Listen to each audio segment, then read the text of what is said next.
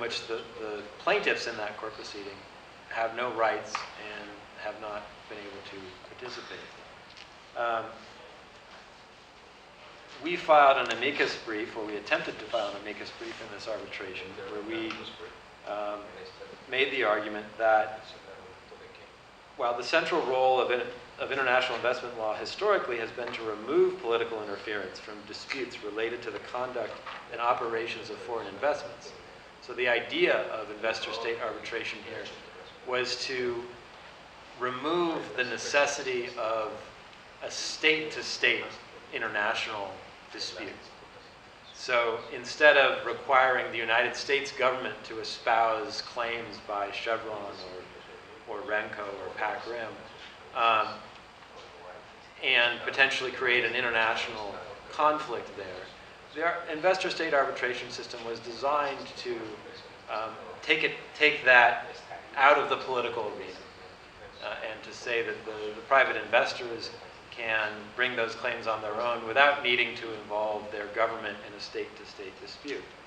But here, what Chevron is seeking is to actually create political interference, to have the arbitral tribunal issue an order for specific performance for a state to interfere to the benefit of one side in a civil case in which no state agency or entity is a litigant. The government of Ecuador is not a party to the Lago Agrio litigation. To its credit, the Ecuadorian Court of Appeals rejected this argument. Chevron presented the arbitral award to them and said, you can't certify this judgment.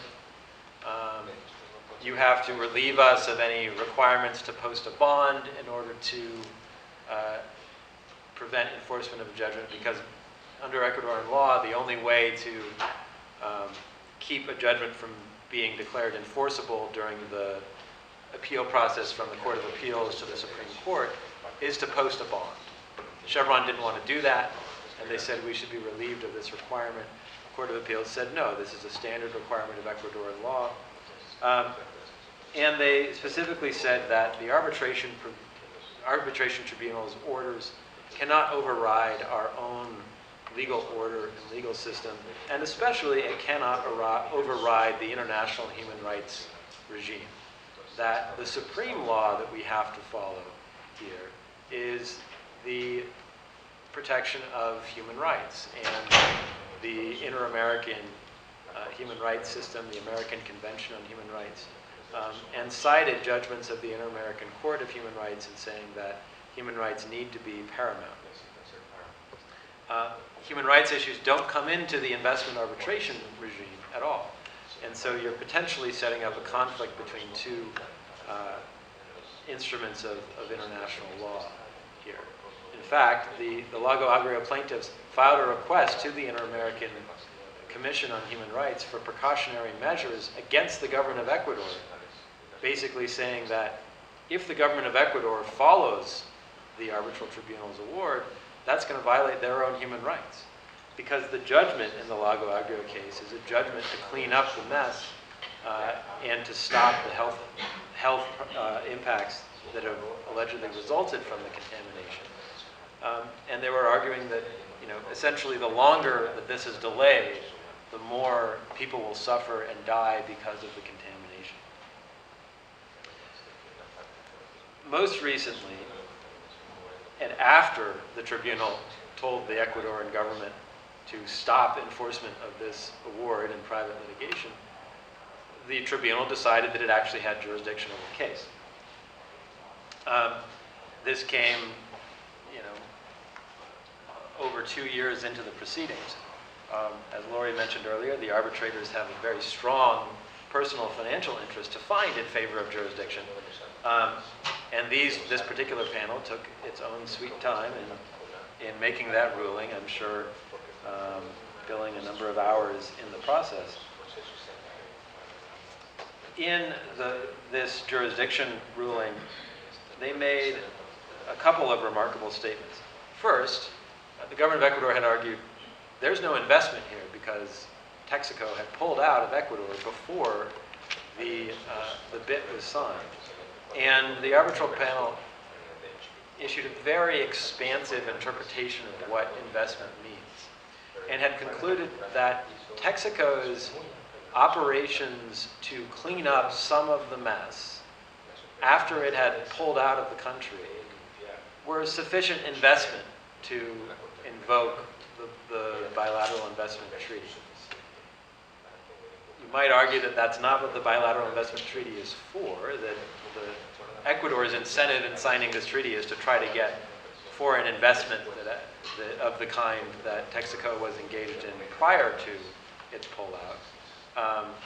To get foreign investors to come and build factories and mines, oil wells, those sorts of things. But this is what the panel held.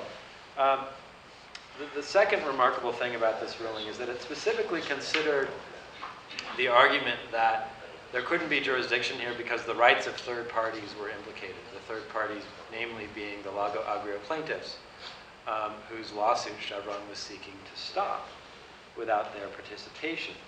And what the tribunal said was that, yes,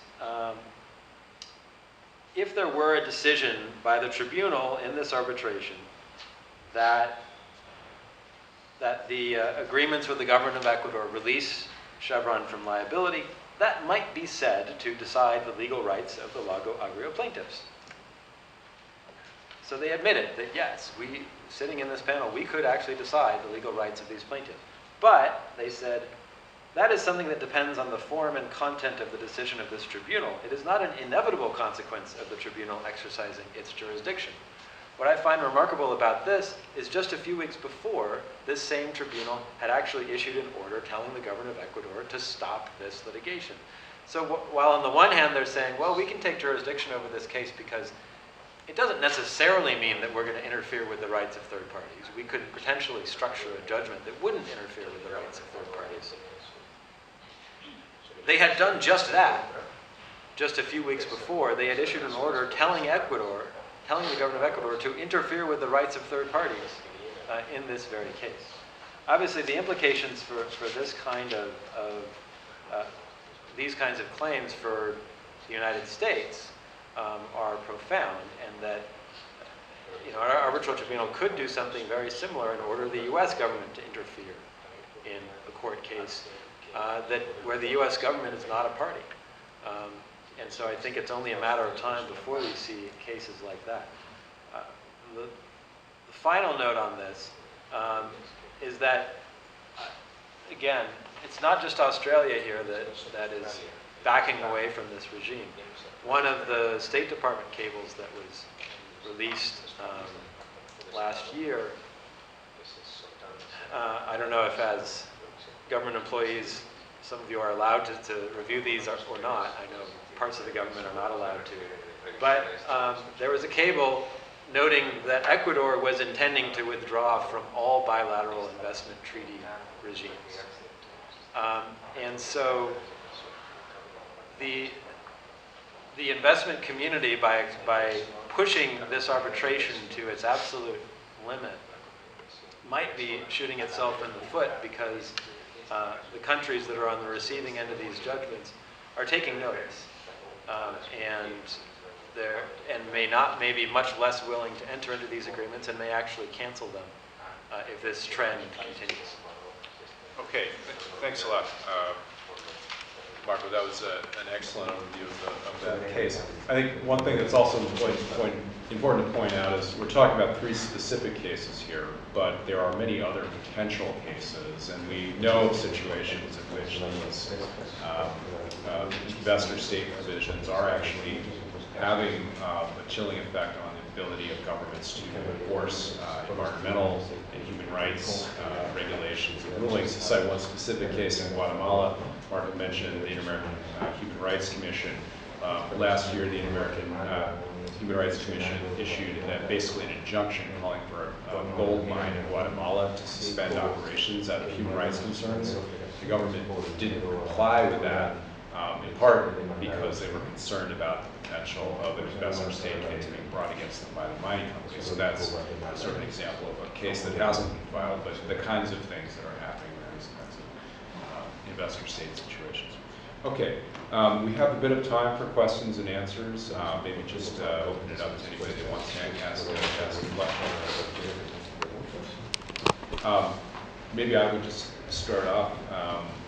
Lori, I've asked you, what sort of policy-wise, what are sort of the options that you see for addressing these situations? Are there, you mentioned the TPP, but are there other opportunities to potentially address those situations in U.S. policy?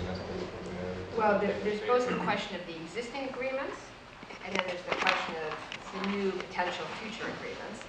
Obviously, for the future agreements, the thing to do is not repeat the aspects of the old agreements that proved problematic, which are overarching, too far-reaching, vague, substantive rights, only for foreign investors, a broad definition of what companies and what kind of investments it covers, and then its private enforcement. Those are three elements that should not be replicated. Yes, you do need a system if your real estate is expropriated to get your cash back, but that is not this. And so we need to go back to what the legitimate purpose originally was and basically shut down this backdoor attack mechanism, which is not just being used to extract cash, but we're seeing increasingly has chilling effects and is being used to try and get governments basically interfere in their own governance systems. Looking back on the old cases, there are a variety of different things that can be done. I mean, certainly one thing the U.S. uniquely has the power to do, and it's a question of political will, of a majority in Congress demanding this of the executive branch, is to go back and revise our previous FTAs.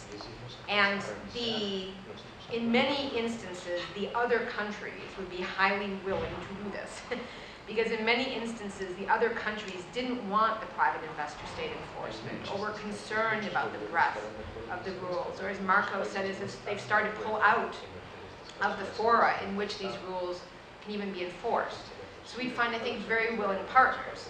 And we do have the example of how we can do a broad free trade agreement without private enforcement, because the US-Australia bilateral free trade agreement doesn't have investor state. Because Australia just said, no, we are not going to do that. Not necessary, not appropriate, not acceptable.